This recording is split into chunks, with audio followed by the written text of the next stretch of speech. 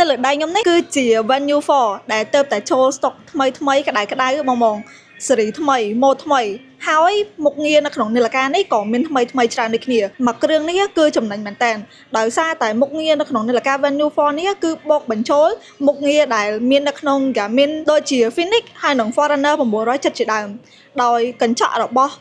Garmin Venue 4នេះធ្វើមកពី AMOLED មានសភាពធន់មែនតើតាន់មែនតើអីដែលសំខាន់ណាភ្ជាប់មកជាមួយនឹង sensor ស៊េរីថ្មីជូនបងប្អូន Garmin Venue 4នេះក៏មានប៉លដូចគ្នាសម្រាប់បងដែលគាត់រត់ពេលយប់គាត់ចង់បើកភ្លើងជាសញ្ញាឬក៏គាត់ចង់បញ្ចាំងប៉លផ្សេងណា